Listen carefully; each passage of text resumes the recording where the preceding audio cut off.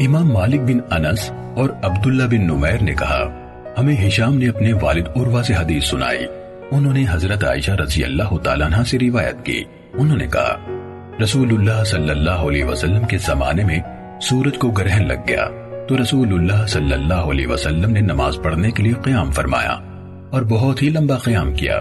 پھر آپ نے رکوع کیا تو انتہائی طویل رکوع کیا. پھر آپ نے سر اٹھایا تو انتہائی طویل قیام کیا اور وہ پہلے قیام سے کچھ کم تھا. پھر آپ نے دوبارہ رکوع کیا تو بہت لمبا رکوع کیا اور وہ پہلے رکوع سے کم تھا. پھر آپ نے سجدے کیے. پھر آپ کھڑے ہو گئے اور قیام کو لمبا کیا. وہ پہلے قیام سے کم تھا. پھر آپ نے رکوع کیا اور رکوع کو لمبا کیا اور وہ پہلے رکوع سے کم تھا. پھر آپ نے اپنا سر اٹھایا اور قیام کیا تو بہت لمبا قیام کیا جبکہ وہ پہلے قیام سے کم تھا. پھر آپ نے رکوع کیا تو انتہائی طویل رکوع کیا لیکن وہ پہلے رکوع سے کم تھا. پھر سجدے کیے.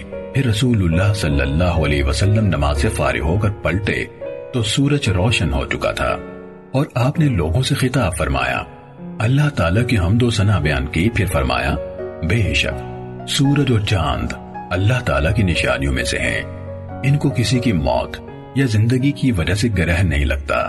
جب تم انہیں اس حالت میں دیکھو تو اللہ کی بڑائی بیان کرو, اللہ تعالیٰ سے دعا مانگو, نماز پڑھو اور صدقہ کرو.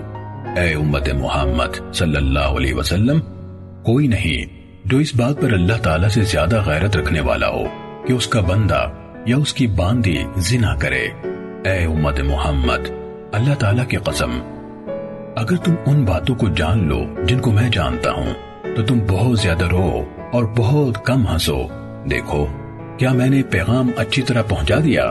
اور امام مالک کی روایت میں ہے, یقیناً سورج اور چاند اللہ تعالیٰ کی نشانیوں میں سے 2 نشانیاں ہیں.